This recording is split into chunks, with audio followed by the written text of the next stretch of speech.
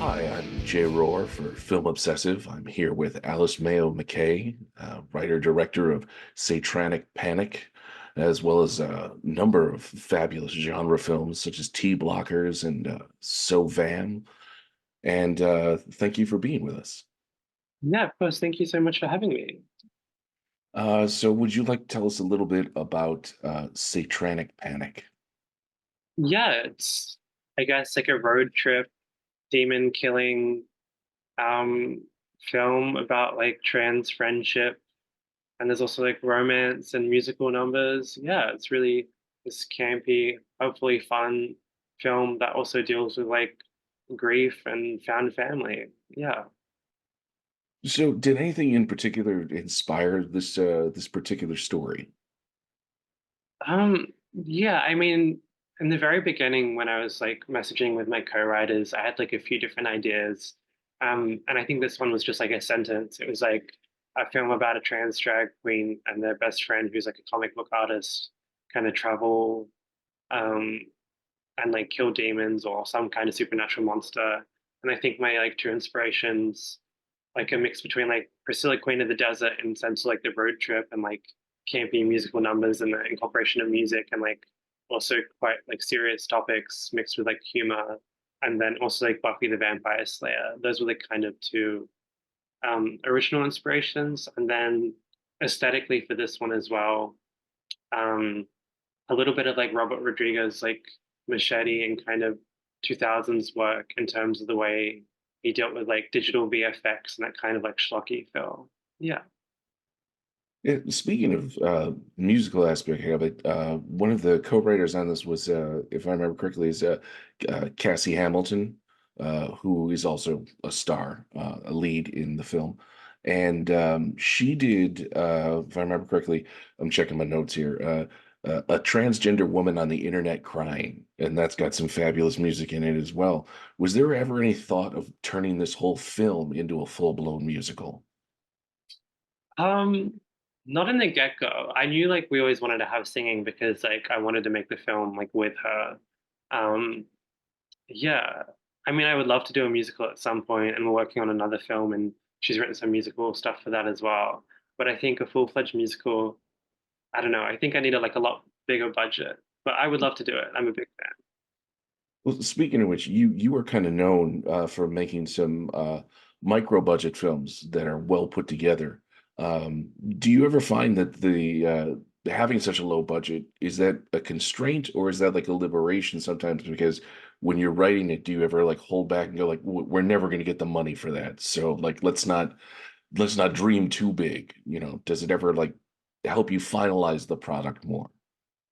Um, I think it's kind of both freeing and constraining. Like it's freeing in the sense that like, as creatives, we kind of, we can set out to make a vision and we can go and do that without, people telling us, oh, this like is too gay or this is like too something or too campy or whatever. So like, in that sense, it's like great.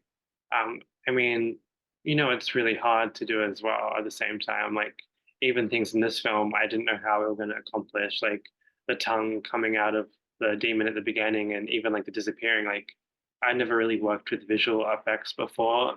And luckily, I was friends with like Vera Drew, who did the People's Joker, which pretty much every shot was like a VFX shot. So I had, her help and, her willing to give me names of people I could use. But I think it's scary, but it's also very rewarding. So, and is that like an element that you see with your career so far? Because you've made a tremendous amount of films for somebody you're only 19 at this point. And I'm sorry to bring it up because I'm sure everybody brings that up. But like, it's a very impressive resume that you have so far. And do you feel yourself progressing as a filmmaker with each film and like looking for new challenges as you enter into new projects? Yeah, definitely. I mean, I feel like every film is a challenge, but on a personal level, it's like, I don't know, I just want to continue to progress and like finesse my skills with each film, but also just keep, telling the stories that I want to tell as well. Yeah. I think that's one of the great things about you doing so much like crowdfunding to get things going, because otherwise you'd have to go through a studio and then you'd have to be confined by what they want the film to be. So do you feel like more freedom with the way that you're putting films together? Yeah, definitely. I mean, especially for my next film, I think I do have a larger budget, but not by like any means close to like a studio budget or anything like that. I mean, I would love that one day, but at the moment, in terms of where studios are at and stuff like that, you don't really see a lot of trans led horror films to begin with, and then having trans creatives behind the screen as well. So I think it's just like a tricky situation. Yeah. And then, when people talk about getting diversity and representation, an important element of that is authenticity, because then otherwise we're just putting people in there who like fit the dynamic. I think like you mentioned in an interview, there's sort of that feeling with, I think it was the Craft Legacy. They're like they have a trans character in there, but it just feels like the character is trans just so they can say they have a trans character. But with this film, Satranic Panic, there's a lot of great exploration of like the differences in within the community. Would you like to elaborate on that so that I'm not talking the whole time because this is not about me? Yeah, of course. I mean, I do love, films from Blumhouse of that era and stuff like that. And when I was younger, I definitely enjoyed them and still look back on them fondly. It's just, I don't think they're marketed towards queer people. And I think it's like a universal enjoyment, but it's like on a deeper level, there aren't really those like subtleties about what it is like being a trans person rather than just like a throwaway line written by a cis person. But I think inclusion is like great across the board. Yeah, I think with Satanic Panic, I don't know. Not my films aren't just meant for trans and queer people, but there's like subtleties I hope, and stuff that only people in the community would understand and like get. And I think, especially the last two films, T Blockers and Satanic Panic, I wanted to reflect like the friendship between trans people and found families. And I think in Satranic Panic, having Arya as a trans woman and Jay as like a trans feminine binary person, have them discuss like their differences. But at the end of the day, it's still like a beautiful friendship and they really need each other.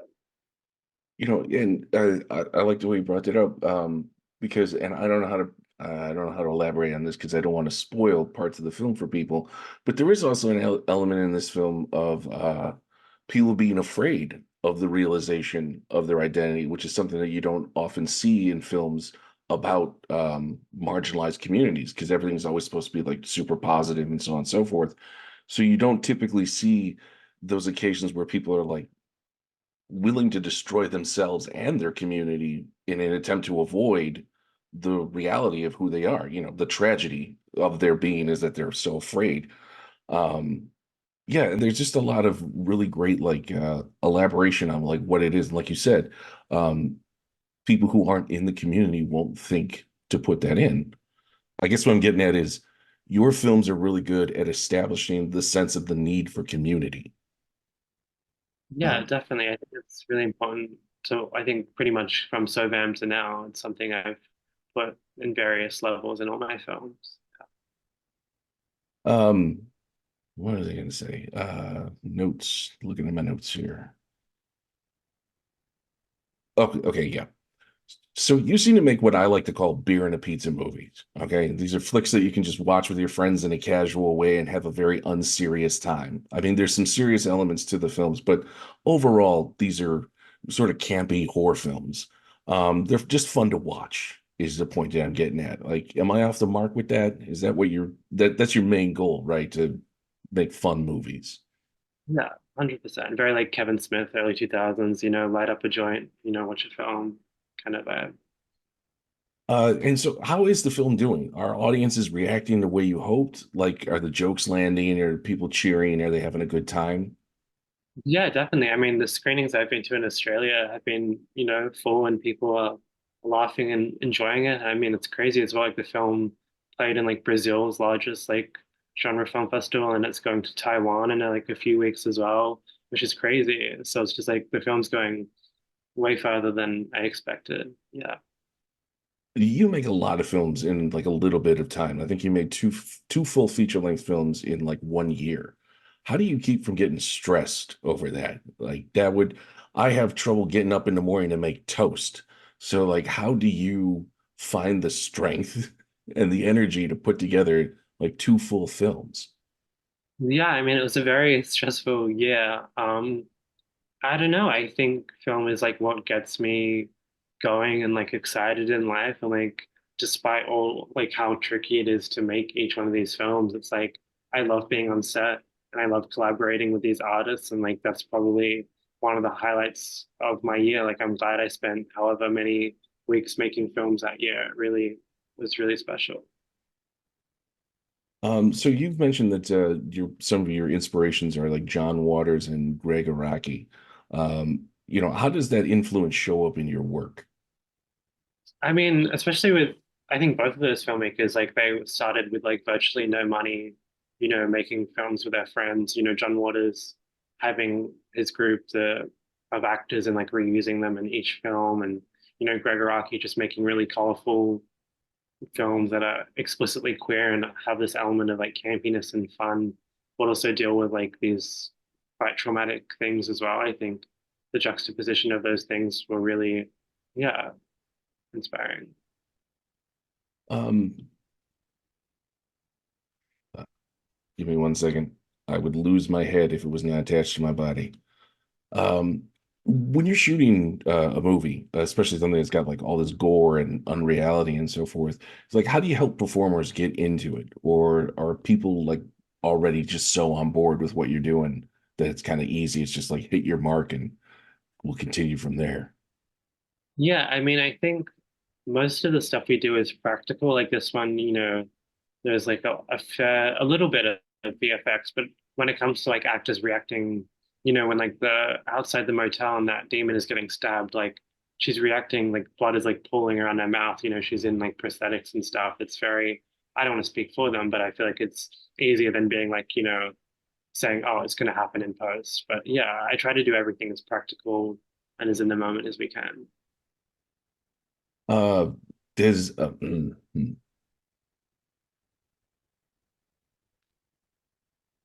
I appreciate that first and foremost. I mean, I think that horror is a lot better with the practical effects. Do you feel the same way? Like, I mean, besides the fact that it's relatively cheaper than having to get CGI, and as you pointed out, performers don't have to imagine something happening, it's actually happening to them. But like, do you feel like aesthetically like that's a better way to go?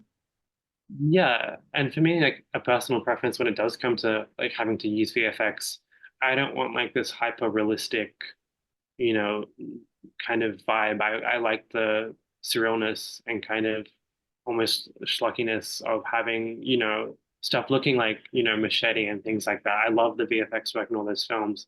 Like there's a lot in it, but I love that world. It's more like a otherworldliness and like just a different vibe to being like this is so real. Yeah, I definitely love the fact that like a lot of the demons they have just like black blood and it's just spraying all over people. It gave me that sort of Evil Dead 2 vibe of just being over the top, but like also kind of like silly and weird, which made it just very enjoyable to watch.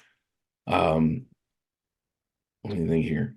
Uh, so inevitably people are going to ask about like is there like a political message to material like this, but you've said in other interviews that that's sort of just incidental because of the fact that they happen to be about the LGBTQ community and so on and so forth. um what was I going to say? Does that ever like get like annoying that people are like trying to find like a political depth to it, or does that just like sort of like come with the territory? I Because like mean, oh, I'm sorry. uh, um, I like yes and no. I feel like this one, I mean, all my films, I guess, like, yeah, are a little bit political in that sense, and it just comes like naturally. I feel like I like it when people like read into it or get like different things, out of it. I see some people still like tweet about Sovam and be like, oh, it's like this idea about, suicidal rebirth and stuff like that. And it's like all these different theories and stuff. And I love reading that, and I think that's great. But a lot of it is stuff that I hadn't considered, or I came in writing it with a different message. So I love seeing people like get different takeaways. I don't know. I don't love talking so much about the politics of the film just because it's like in my head it's a film that it's there, like I wrote it. But yeah, I think it's nice when people see different things.